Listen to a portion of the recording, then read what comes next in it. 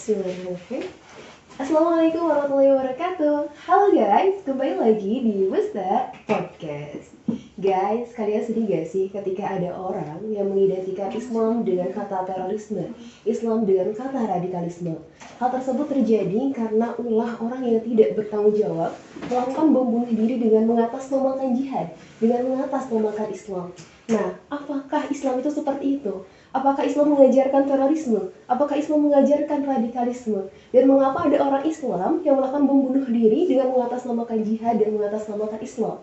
Nah, daripada kita bertanya-tanya tanpa tahu arahnya kemana, mending kita berbincang-bincang bersama narasumber kita, yaitu Kang Miftahudin. Yuk langsung aja kita ngobrol sama orangnya. Assalamualaikum Kang Udin. Waalaikumsalam Indah. Alhamdulillah, aku mengucapkan terima kasih kepada Kang Udin karena sudah berkenan hadir di Booster Podcast. Dan biasanya kita harus kenalan dulu nih Kang, karena teman-teman podcast tuh pasti pengen tahu nih siapa sih narasumber kita. Nah, boleh dong akan kenalan dulu ke teman-teman podcast. Oke, baik. Bismillahirrahmanirrahim. Assalamualaikum warahmatullahi wabarakatuh. Teman-teman semua, kenalin saya Muhammad Miftahudin, mahasiswa UPI, jurusan Ilmu Pendidikan Agama Islam, ya, yang sekarang ya sedang berusaha untuk mengakhiri masa kemahasiswaannya. Asal dari Bekasi, sekarang aktivitasnya ya tadi, insya Allah mengakhiri atau mendapatkan gelar S1-nya. Kayak gitu, Indah. Ya, berarti Kang Udin ini sedang berjuang gitu ya di mendekati finishnya gitu di UPI ini. Oke, dan Kang Udin ini merupakan mahasiswa Ilmu Pendidikan Agama Islam dan cocok banget gitu dengan pembahasan kita tentang jihad gitu.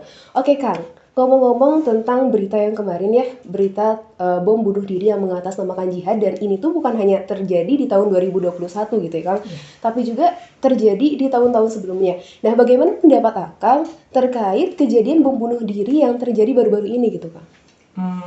Baik, bismillahirrahmanirrahim. Terkait kejadian bom bunuh diri yang sudah terjadi pada pekan lalu ya kalau nggak salah kejadiannya, dan beberapa kejadian-kejadian yang sudah terjadi juga.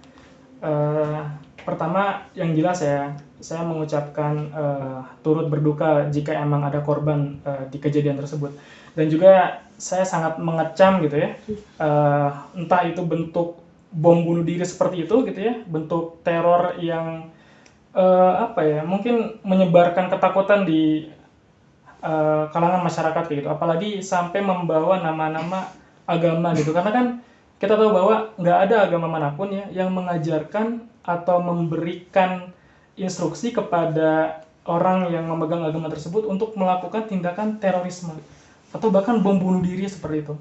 Makanya apalagi kalau misalkan kita lihat kejadian kemarin gitu ya, sungguh disayangkan gitu ya kalau misalkan kita ngelihat faktor-faktor lain itu terjadi di hari yang spesialnya teman-teman umat Kristen seperti itu. Namun ada orang yang tadi tidak bertanggung jawab ya, tidak memiliki rasa kemanusiaan yang melakukan tindakan sebodoh itu kayak gitu. Ya, mohon maaf kalau saya bilang sebodoh itu, karena emang itu tindakan yang sangat tidak beradab kayak gitu. Mungkin seperti itu, Indah. Ya, Kang, mereka itu mengatakan bahwa mereka melakukan bom bunuh diri dengan atas nama jihad gitu. Nah, menurut Akang sendiri, mengapa mereka bisa berpikiran seperti itu? Dan sebenarnya makna jihad yang sebenarnya itu seperti apa sih Kang menurut Al-Quran dan hadis? Oh ya, baik, bismillahirrahmanirrahim. Terkait kenapa mereka melakukan seperti itu ya. Ini mungkin agak sedikit ngebahas tentang kilas sejarah ya. Bahwa kejadian teror bom itu pada awalnya terjadi ketika, bukan bom ya, maksudnya terorisme ini ya, ketika terjadi kasus 911. Indah tahu kasus 911? Penabrakan pesawat ke gedung ITC di New York, Amerika. Iya. Label terorisme itu terjadi saat kejadian tersebut. Ya. Saat ada kasus penabrakan pesawat yang kemudian terjadi di Amerika. Kemudian media-media Amerika mencuap bahwa ini adalah tindakan terorisme yang dilakukan oleh agama gitu ya. Kemudian mereka memfitnah Islam sebagai tuduhannya gitu ya. Dan efek atau dampak dari kejadian tersebut adalah yang pertama terjadinya konflik antara Amerika dan Timur Tengah. Kita tahu efek dari kejadian itu, dari pemfitnahan itu, ada konflik Amerika dan Timur Tengah, khususnya negara Afghanistan dan Irak dan Iran dan sekitarnya kayak gitu. Kemudian dampak yang kedua adalah terjadinya semacam pandangan yang sinis dari masyarakat dunia tentang Islam. Karena media menyorotinya hal itu terjadi karena orang-orang Islam yang melakukannya. Seperti itu. Nah, itu membuat paradigma manusia seluruh dunia sebenci itu sama Islam. Tapi dari hal itu juga kita bisa lihat bahwa perkembangannya seiring waktu sampai sekarang ini, masyarakat menjadi penasaran sama Islam. Ya, masyarakat jadi penasaran sama Islam dan mencari tahu Islam itu seperti apa, gitu ya. Jadi kasus-kasus terorisme seperti itu tuh awal mulanya ya si istilah terorisme terjadi pada saat itu. Kemudian kenapa mereka melakukan itu? Pertama mungkin ada kesalahpahaman, ya, yang walau alam kita nggak tahu mereka tuh belajar seperti apa ya. Mereka yang melakukan tuh belajar seperti apa, kemudian belajar sama siapa. Itu yang kita nggak tahu kayak gitu. Sehingga kenapa kemudian ada orang yang menyebut dirinya Islam, kemudian berperawakan seperti Islam ya, jenggotan gitu ya, bercadar dan sebagainya, melakukan tindakan bom bunuh diri. Padahal Indah ya, kalau kita tadi masih bersangkutan sama pertanyaan Indah mengenai jihad, akar kata dari jihad itu adalah al-jihadu, ya, yang dimana kalau dalam Al-Quran, boleh saya lihat sumber dulu? Boleh. Khawatir salah. Nah, dalam Al-Quran ya, surat Ali Imran ayat 142, boleh saya bacakan artinya? Boleh. Apakah kamu mengira bahwa kamu akan masuk surga padahal belum nyata bagi Allah orang-orang yang berjihad di antara kamu dan belum nyata orang-orang yang sabar. Nah, di surat Ali Imran ayat 142 ini diterangkan dalam Al-Qur'annya itu bertuliskan jahadu. Okay. Jahadu. Nah, di mana jahadu ini merupakan tadi ya sumber dari kata jihad itu sendiri. Ya, yang dimana jahadu ini memiliki arti serius atau keseriusan atau bersungguh-sungguh seperti itu. Nah, jahadu ini punya tiga anak kata ya. Ada dari jahadu itu pertama ijtihad ya, kata pertama ijtihad. Kedua jihad. Nah, kedua jihad, yang ketiganya mujahadah. Nah, terkait ketiga anak kata ini Indah, bahwa ijtihad itu kita tahu bahwa sama memiliki makna kata yang artinya keseriusan atau bersungguh-sungguh. Namun ijtihad ini dalam konteks berpikir. Ya mungkin karena ini juga tahu ya ada mujtahid ya, ada berijtihad dalam fikih gitu ya. Itu bersungguh-sungguh berpikir, keseriusan berpikir. Seperti itu. Kemudian jihad. Nah, kata jihad sebenarnya itu mengandung arti bersungguh-sungguh dalam hal fisik, Indah. Dalam hal fisik. Makanya dalam ayat lainnya di Al-Quran surat At-Taubah ayat 20 di sini Allah berfirman bahwa orang-orang yang beriman dan berhijrah serta berjihad di jalan Allah dengan harta, benda dan diri mereka. Nah, Allah memberikan konteks itu suatu hal yang berbentuk fisik, harta, benda dan diri mereka. Itu jihad, ya. Kemudian yang terakhir ada mujahadah. Nah, mungkin buat teman-teman yang pernah ikut kajian atau apa, kata mujahadah ini sering dikaitkan dengan nafs ya, mujahadah di nafs. Nah, karena memang konteksnya mujahadah ini berhubungan dengan kondisi hati atau emosional seseorang. Jadi dalam akar katanya nggak ada itu ya bunuh diri atau melakukan radikalisme atau apapun, hanya pada mengakar pada keseriusan atau kesungguhan, Indah, seperti itu. Oke, Kang. Nah, peristiwa bom bunuh diri ini biasanya mangsanya itu sasarannya itu adalah orang-orang non-Islam dan banyak peristiwa dan kasus tuh terjadi di gereja-gereja. Nah, Kang, berarti itu tuh toleransi antar umat beragama masih rendah, Kang. Nah, menurut Akang sendiri, toleransi antar umat beragama yang baik itu seperti apa sih, Kang? Oke. Pertama ingin menanggapi pertanyaannya Indah bahwa kasus terorisme itu mungkin menganggapnya terjadi seringkali kepada orang yang menganggap dirinya agama Islam, kemudian menyerang gereja atau tempat ibadah lain gitu ya. Padahal sebelum pada label terorisme itu jatuh kepada agama Islam, ya, yang namanya teror itu udah sering terjadi di luar negeri, dimanapun. Yang juga orang yang melakukannya itu bukan orang Islam, dan korbannya juga bukan orang Kristen atau orang agama lain kayak gitu. Tapi ya ketika kata terorisme itu masuk kepada makna yang sesungguhnya itu menyebar ketakutan kepada orang banyak, itu udah melakukan teror. Kemudian terkait toleransi ya. Apakah kemudian terjadinya bom bunuh diri ini itu menjadi sebuah nilai bahwa toleransi di Indonesia itu mengalami kekurangan gitu ya?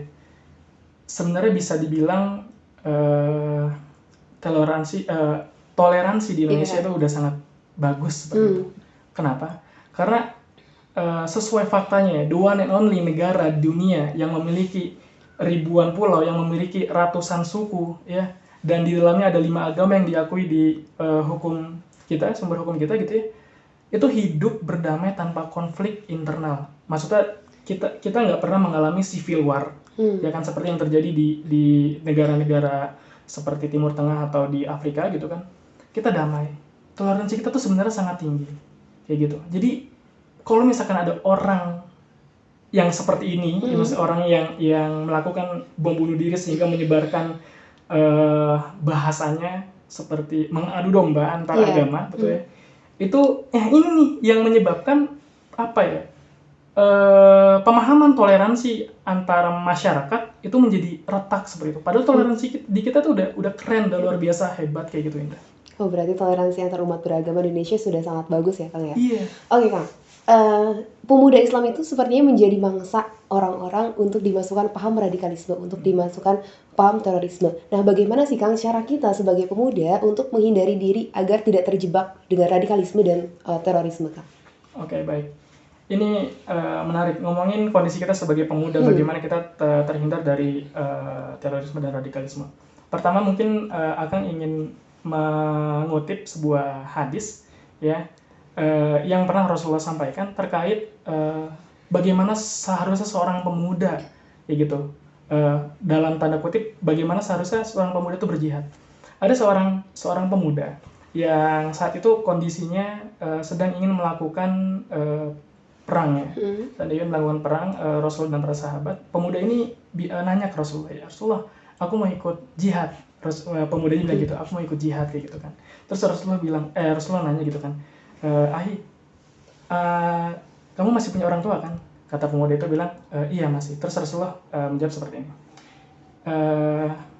birrul walidain adalah jihad untukmu, kayak gitu. Itu merupakan sebuah konteks ya, dimana salah satu mencegah dari diri kita sebagai pemuda untuk jauh dari radikalisme dan terorisme itu adalah memahami makna jihad, bahwa jihadnya seorang pemuda salah satunya adalah birrul walidain, kayak gitu.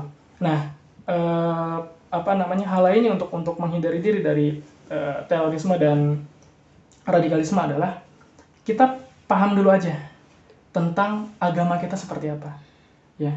Karena teman-teman semua pasti deh coba cari ya di Al-Quran nih, di ayat manapun, di hadis manapun ya, atau di bab manapun gitu ya, nggak ada Islam mengajarkan untuk melakukan tindakan anarkisme, pengerusakan, vandalisme, radikalisme, terorisme, nggak ada. Ya, saya bisa pastikan. Karena Islam, the one and only agama yang mengajarkan kedamaian. Karena Islam itu rahmatan lil alamin. Sesuai namanya Islam, ya, kedamaian. Bahkan salamnya orang Islam, ya, ketemunya orang Islam itu mendoakan untuk keselamatan. Coba cek di teman agama lain.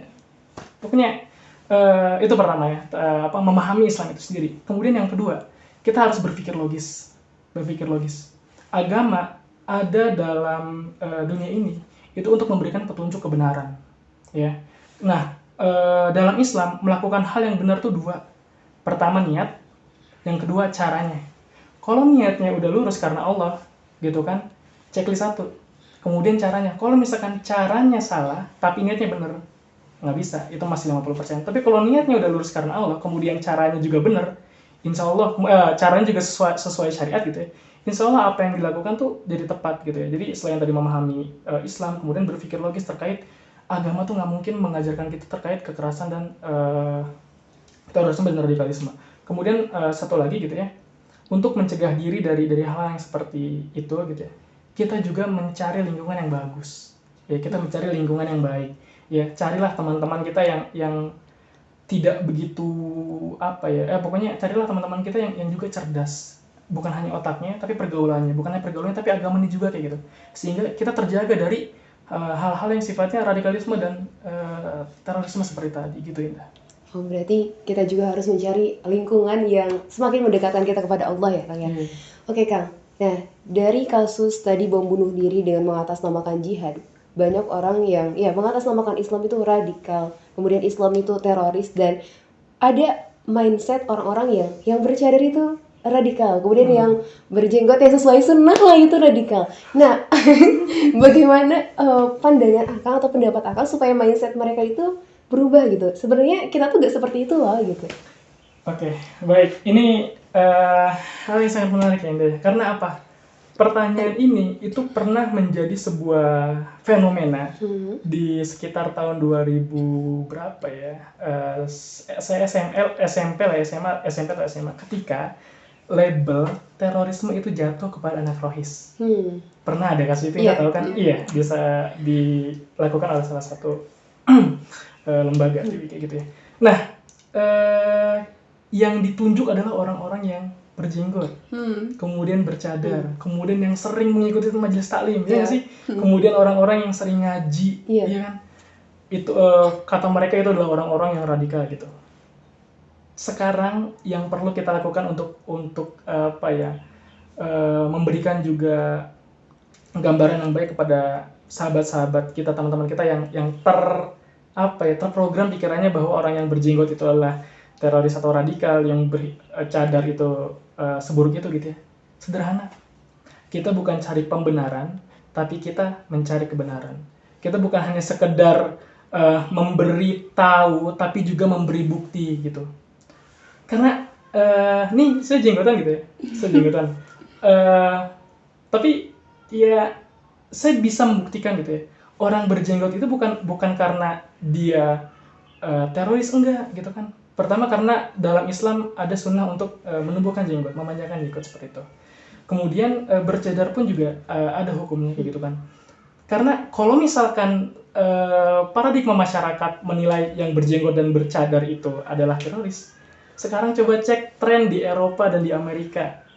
Orang-orang pemain basket nih ya, itu jenggot itu bahkan melebihi dari Akang gitu ya. Terus orang-orang yang kemudian tinggal di daerah gurun gitu ya, itu juga memakai penutup mulut kayak gitu kan. Apalagi sekarang sedang pandemi gitu ya, orang-orang dalam tanda kutip semuanya menggunakan cadar kayak gitu, dan maksudnya masker kayak gitu kan, ya yang perempuan, yang laki-laki gitu. Jadi sederhana aja sih 2 poin dari Akang untuk teman-teman yang di sana ya untuk tidak, pertama ya untuk teman-teman yang mungkin berjenggot atau menggunakan cadar gitu ya, buktiin ya kalau kamu itu adalah orang Islam, orang Muslim yang memiliki pemahaman yang bagus, yang memberikan rahmatan lil alamin kepada teman-teman sekitar gitu ya. Buktikan kalau kamu berakhlakul karimah, tidak menyebarkan teror gitu ya, bahkan bukan untuk menyebarkan teror, tapi untuk menyebarkan kebermanfaatan kayak gitu. Gitu sih. Jadi intinya mah buktikan dengan akhlak yang mulia ya Kang ya. Oke Kang, ngomong-ngomong tentang pemuda dan jihad. Nah, kan sekarang tuh zaman-zaman yang sosial media tuh gencar banget. Nah, menurut Akang sendiri jihad kita sebagai pemuda di zaman sekarang yang serba canggih itu gimana sih Kang? Oke, baik. Pertama tadi ya, mengingatkan tentang hadis pemuda untuk berjihad dengan orang tuanya, yaitu birrul walidain ya. Kita langsung masuk kita langsung masuk ke makna kata jihad tadi aja. Ya, yang di awal akan jelasin bahwa jihad itu adalah keseriusan fisik ya. Kalau kita mengambil kata jihad, keseriusan fisik, kesungguhan untuk melakukan suatu hal, untuk beramal kayak gitu. Terus ya apa yang harus dilakukan pemuda saat ini untuk berjihad dengan benar gitu ya. Indah mahasiswa berjihadnya mahasiswa kuliah, tugas, skripsi gitu kan. Atau kayak gini gitu ya, berkarya bikin podcast, ini termasuk jihadnya gitu kan. Jihad untuk kebermanfaatan ya. Karena mungkin misalkan ambil contoh podcast ini ya, Indah dan teman-teman, nggak akan jadi jihad kalau ini sekarang nih kita nggak sedang melaksanakan obrolan ini, gitu ya. Karena nggak ada kesungguhan di sana, karena nggak ada keseriusan di sana. Itu jihad yang sederhana tuh seperti itu. Gitu ya. Kemudian hal lainnya gitu ya. Sekarang misalkan teman-teman adalah pengusaha, wirausaha gitu ya, atau misalkan pembuat karya seperti Indah dan teman-teman ini. Lakukan, realisasikan, buktikan karyanya. Itu jihad kita kayak gitu. Jihad kita sekarang kayak gini. Dan kalau misalkan kita suka dengerin ustadz-ustadz yang ada di YouTube gitu ya, jihadnya pemuda, jihadnya seorang pelajar belajar kayak gitu. Kita sebanyak-banyak mencari ilmu, tapi kan nggak sesederhana itu. Iya betul. Kalau emang mau yang sederhana, ketika kita sedang melakukan hal, ya itu sungguh-sungguhan, itu sungguh-sungguh, gitu ya. Jangan kemudian malas-malasan, jangan kemudian kayak seakan-akan ini keterpaksaan, gitu ya. Karena tadi balik lagi ke makna jihad itu sederhana itu. Kita serius, kita bersungguh-sungguh, itu jihad kayak gitu. Oke, kita serius, kita bersungguh-sungguh, dan itulah jihad. Tuh kan, tadi tentang kasus bom bunuh diri yang mengatasnamakan jihad. Setiap peristiwa itu pasti ada hikmahnya. Nah, menurut Akang sendiri, hikmah dari peristiwa itu apa sih, Kang? Oke, ini menarik. Kalau misalkan mengambil hikmah dari kasus ini, menurut misalkan saya mengambil konteks lain. Bom bunuh diri itu terjadi untuk memberikan ketakutan, teror pada masyarakat, begitu ya, Indah? Nah, ketika kita ambil konteks lain dari menyebar ketakutan dalam masyarakat, Indah tahu istilah ghosting? Iya, tahu. Iya, hadir untuk memberikan ketakutan terhadap yang dihantuinya. Itu juga melakukan tindakan terorisme menurut aku. Jadi itu tolong dihindari. Ya, hikmahnya kita bisa mengambil di luar konteks ya. Mungkin bom bunuh diri itu terlalu berbahaya gitu. Konteks kecil seperti itu. Kemudian hikmah lainnya adalah kalau sekiranya teman-teman yang menonton ini di luar sana itu masih belum begitu yakin gitu ya terkait bener nggak sih ini adalah orang Islam? Iya. Bener nggak sih ini adalah kan ada dikaitin sama salah satu organisasi gitu ya? Bener nggak sih organisasi ini seperti itu? Ya, kita cari tahu aja Islam itu seperti apa. Bener nggak sih Islam ngajarin bom bunuh diri? Buktikan sendiri gitu ya, agar kita kemudian bisa yakin betul dengan Islam ini kayak gitu ya. Kemudian tentang hal-hal yang disebarluaskan oleh media gitu kan. Kita harus bisa menjadi orang yang kalau kata Al-Qur'an adalah fatabayanu. Ya, orang-orang yang melakukan tabayun, orang-orang yang mengklarifikasi informasi yang dia terima. Gitu, karena di zaman sekarang gitu ya. Zaman sekarang informasi yang beredar itu kita sulit membuktikan itu benar atau salah.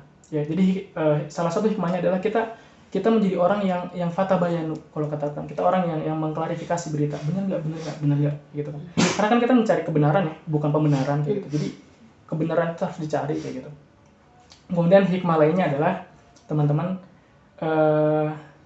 di situasi sekarang ini sudah benar-benar membuktikan akhir zaman. Ya, ini membuktikan bahwa saat ini sudah akhir zaman gitu ya. Banyak fitnah-fitnah yang dilontarkan, banyak kejadian-kejadian yang mengerikan seperti di lingkungan kita. Ya, jadi belajarlah tentang agamamu gitu.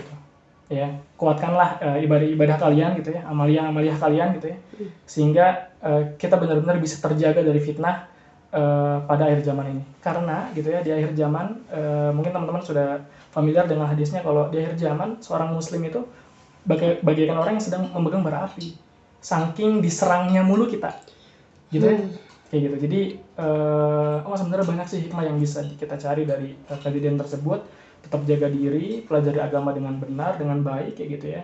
Dan salah satunya adalah kita harus menjadikan diri kita sebaik mungkin, gitu. Jangan sampai kemudian menjadi orang yang ditakuti di masyarakat seperti itu. Wallahu a'lam bishawab. Insya Allah.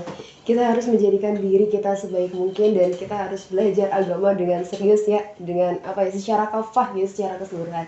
Oke, makasih banyak Kang Udin karena udah benar-benar kita tercerahkan mengenai makna jihad yang sesungguhnya, dan teman-teman jangan sampai termakan hoax dan teman-teman harus bertabayun tadi ya kata Kang Udin, jangan sampai langsung termakan oleh berita-berita hoax. Dan sebenarnya Islam itu tidak mengajarkan terorisme, Islam itu tidak mengajarkan radikalisme, tapi Islam itu cinta akan kedamaian. Oke, nah buat teman-teman yang kepo nih sama Kang Udin, boleh banget di follow IG-nya di apa Kang? IG-nya @miftahudin26_. @miftahudin26_. Pasti di follow back gak? Ya insya Allah di publik pasti. Insya Allah di publik katanya. Jadi kayaknya nanti konten-konten Kamudin juga Masya Allah bermanfaat ya Kang ya. Insya Allah. Oke, pokoknya buat teman-teman nih yang kepo sama Kamudin boleh di follow IG-nya di @miftahudin_. 26. Dua Miftahudin 26 _ Miftahudin 26 _. Pokoknya buat teman-teman yang suka juga sama videonya jangan lupa di like. Buat teman-teman yang mau request kira-kira video selanjutnya mau narasumber selanjutnya mau siapa, boleh langsung ditulis di kolom komentar. Dan buat teman-teman yang merasa video ini bermanfaat, boleh banget di-share seluas-luasnya agar kebermanfaatan ini semakin luas. Dan jangan lupa diklik tombol merahnya, jangan lupa di apa Kang? Di subscribe. Di subscribe dan sampai jumpa di video selanjutnya. Dadah.